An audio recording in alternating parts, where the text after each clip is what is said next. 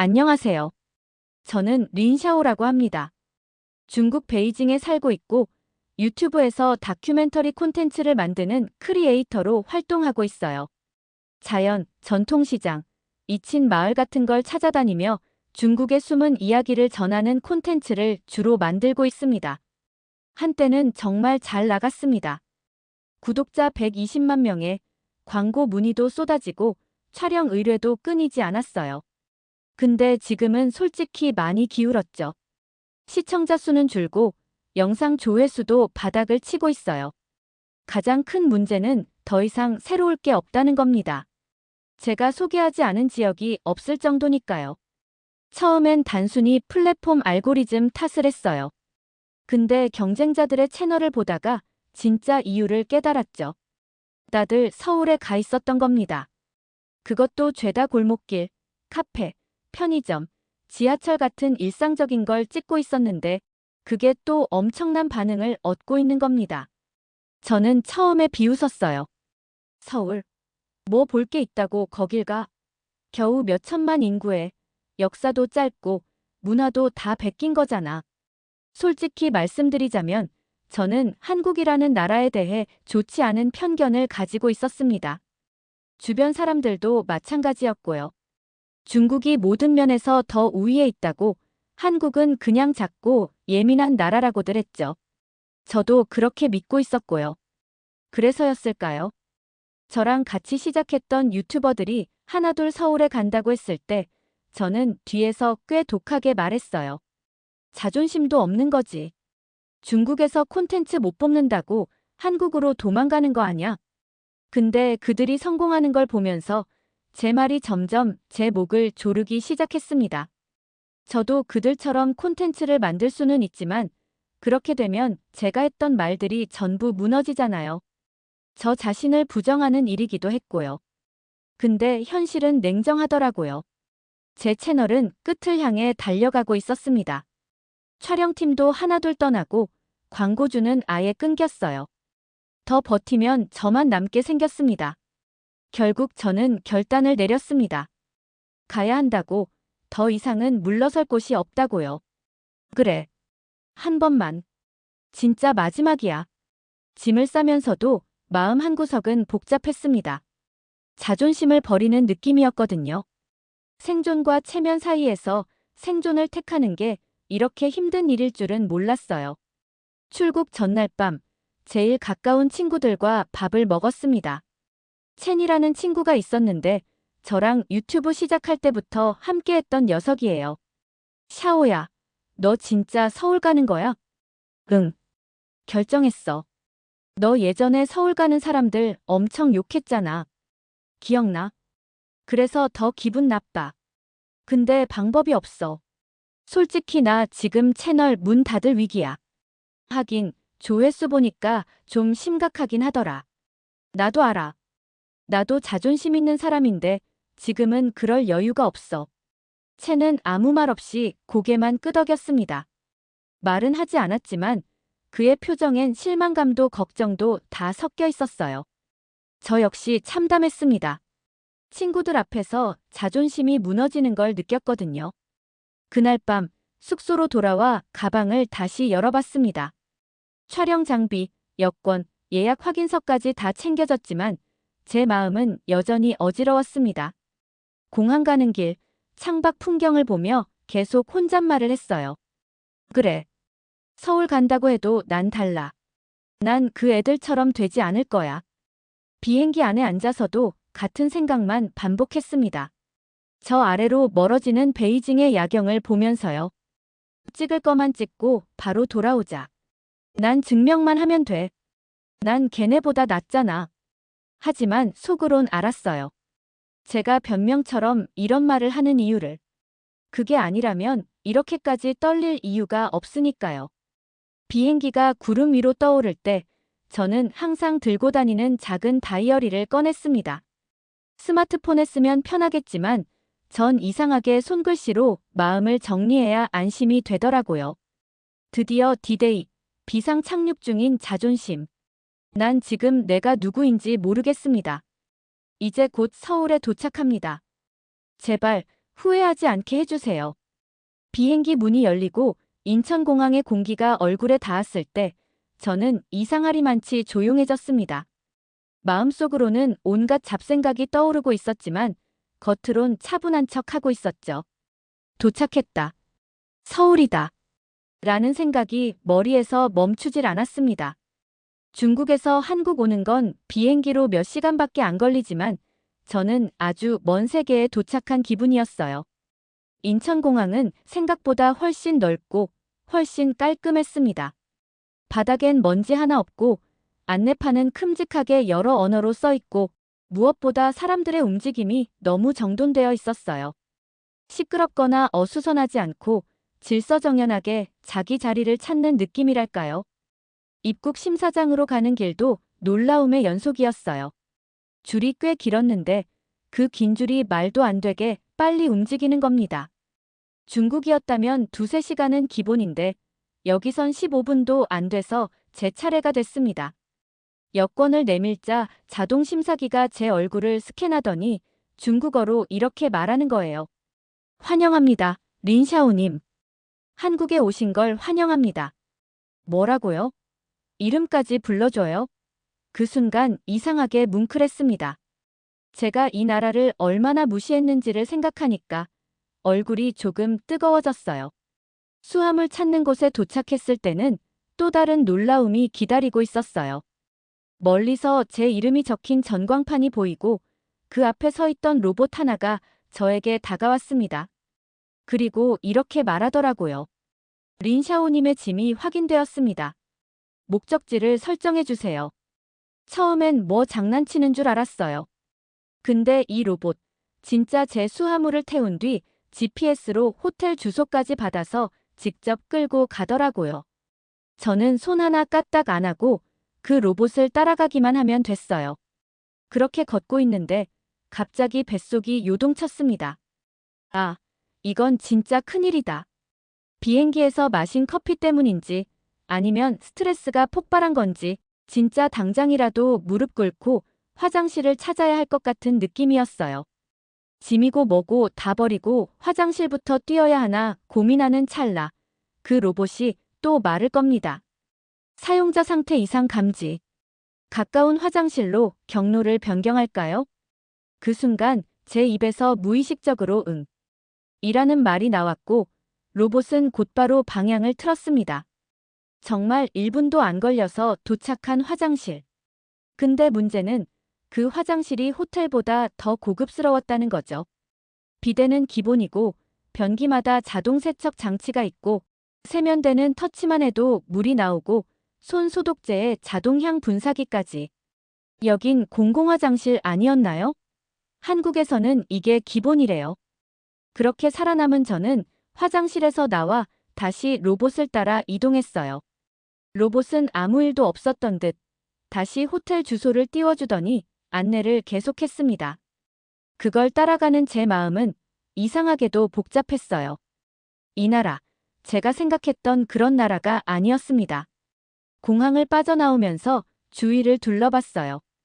외국인 관광객들이 정말 많더라고요. 한국인이 오히려 소수처럼 느껴질 정도였어요.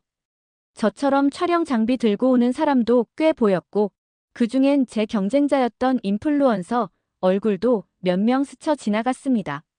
솔직히 열등감 같은 게 밀려왔습니다.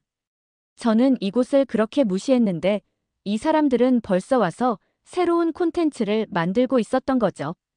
그때부터 머릿속이 복잡해졌어요. 내가 뭘 놓친 걸까? 왜 이 나라에 이렇게 사람들이 몰리는 걸까? 왜 이렇게 질서정연하고 편하고 빠르고 친절한 걸까? 호텔로 가는 차 안에서 창밖을 보며 생각했어요. 저는 이제 겨우 공항에서 나왔을 뿐인데 벌써부터 마음속의 벽이 하나씩 금이 가기 시작한 느낌이 들었습니다. 설마 공항만 이렇게 괜찮은 건가? 도시로 나가면 다르겠지? 그 말은 스스로를 위로하기 위한 말이었어요. 그래야 자존심이 덜 아프거든요.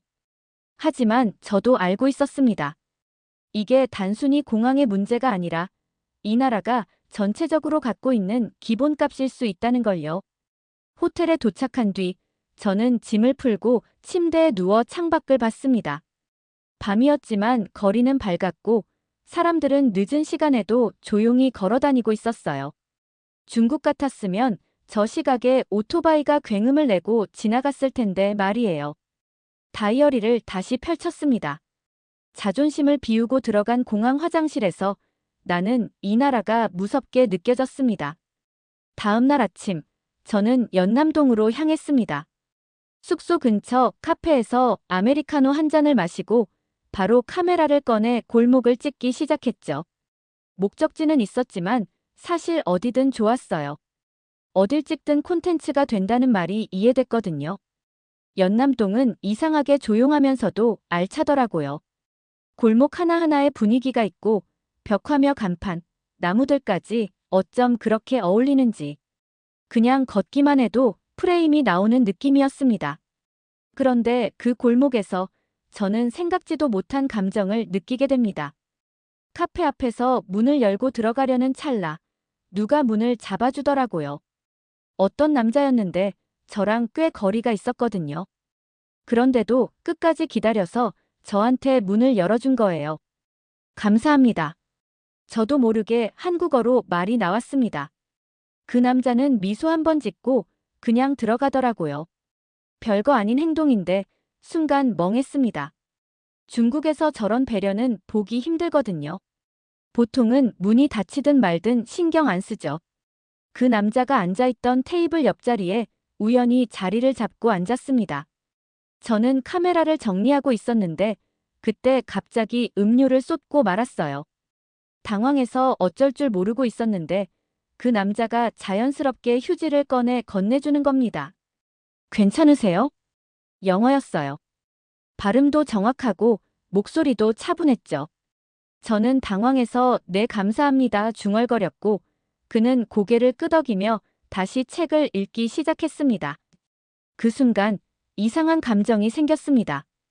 이 나라 사람들은 왜 이렇게 다정한 거죠? 아니, 왜 이렇게 매너가 자연스러워요? 한국 남자라는 존재가 머릿속에서 하나의 이미지로 그려지기 시작했어요. 키 크고 세련되고 배려도 자연스럽고. 그날 오후, 저는 익선동으로 향했습니다. 한국인 친구가 추천한 곳이었는데 오래된 한옥과 세련된 카페들이 조화를 이루는 동네라고 하더군요. 처음엔 반신반의했어요. 전통과 현대가 공존한다는 말은 흔하잖아요. 근데 익선동에 도착한 순간 그 말을 인정할 수밖에 없었습니다. 낮은 담장 너머로 보이는 고즈넉한 한옥, 덩굴이 흐드러진 나무문, 작은 간판에 감각적인 타이포까지. 익선동은 진짜였어요. 정갈하고 따뜻하고 조용한 감성으로 사람을 감싸는 그런 공간이었습니다. 카페에 들어갔는데 그 안마저도 하나의 세계 같더라고요. 인디 음악이 잔잔하게 흐르고 사람들이 각자 책을 읽거나 조용히 대화를 나누고 있었어요. 누가 소란을 피우거나 셀카를 찍으며 떠드는 모습은 단 하나도 없었습니다. 모두가 그 공간을 소중히 여기는 느낌이 들었어요. 그 공간에 앉아 있다 보니 제가 지금까지 돌아다녔던 중국의 관광지가 떠올랐습니다. 소란스럽고 복잡하고 시끄럽고 상업적이고 전통은 사라지고 겉모습만 남은 그런 공간들. 그에 비해 익선동은 진짜가 숨 쉬는 곳이었어요. 그 차이가 너무 컸습니다. 카페를 나와 올리브영에 들렀습니다. 그냥 핸드크림 하나 사려고요. 그런데 테스트 제품들이 전부 열려 있었어요. 거울, 화장솜, 립스틱, 쿠션까지. 전부 다. 그걸 사람들이 마음껏 써보고 있었고 누구 하나 욕심내지도 않았습니다. 이렇게 다 꺼내놔도 되는 건가? 중국에서는 불가능한 일이에요. 테스트 제품은 열자마자 사람들 몰려들고 빈통 들고 와서 퍼가는 사람들도 많거든요. 그래서 대부분 테스트도 제한하죠. 근데 여긴 그게 기본이더라고요. 그러다 제가 실수로 핸드크림을 떨어뜨렸는데 옆에 있던 한 남성이 반사적으로 주워줬습니다. 말도 안 하고 그냥 줍고 살짝 고개 끄덕이더니 다시 자신의 물건 고르러 가는 거예요.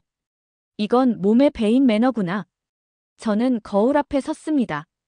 그 순간 뭔가 알 수 없는 씁쓸함이 밀려왔어요.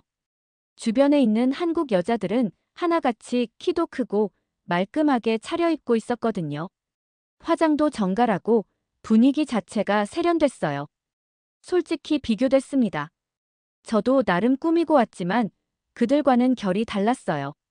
중국에서는 제가 꽤 멋진 편이었는데 여기선 그냥 평범한 사람이더라고요. 아니, 평범보다 못할 수도 있겠다 싶었습니다. 그때 처음으로 이런 생각이 들었어요.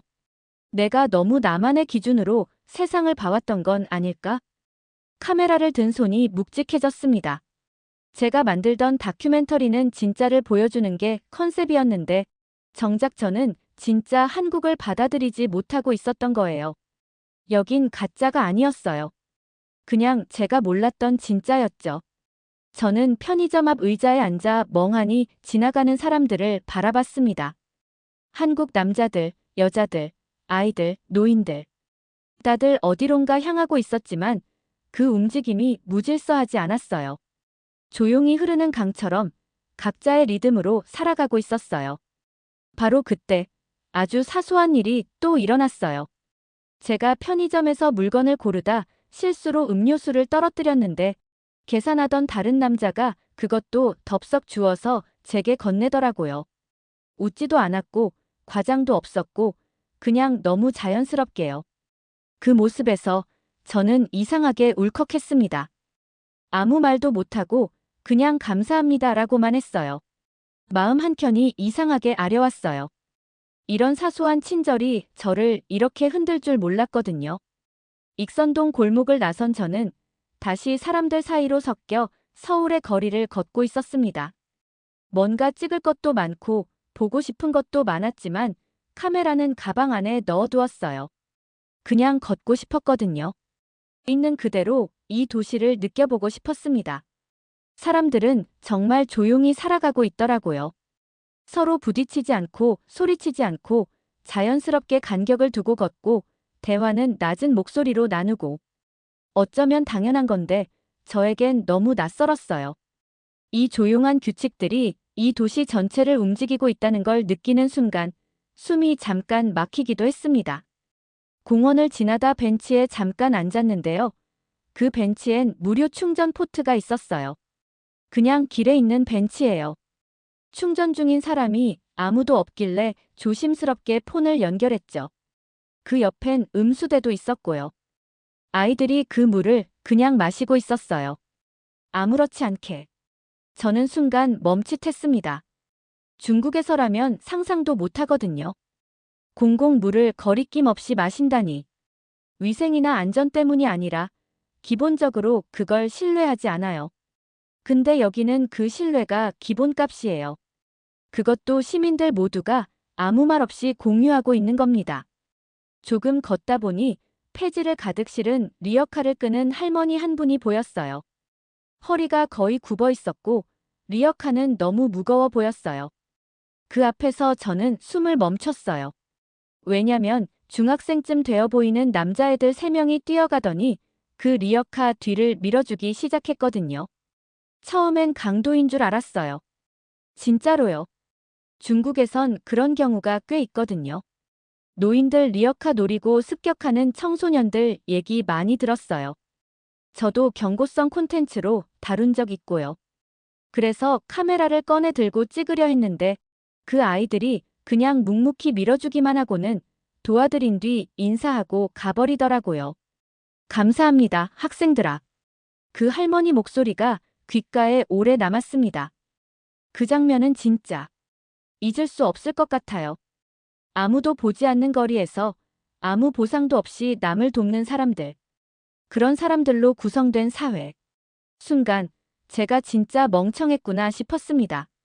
이런 나라를, 이런 사람들을 그저 인터넷에서 본 이미지로 단정 지었다는 사실이 부끄러웠어요. 저녁 무렵 편의점에서 간단한 먹거리를 사서 숙소로 돌아가려는데 계산대에 서 있던 남성 직원이 저를 보자 갑자기 번역 앱을 꺼내더라고요. 그리고 이렇게 말했어요. 중국 분이신가요? 이 음료는 10일 행사 중이에요. 하나 더 가져오셔도 됩니다. 깜짝 놀랐습니다.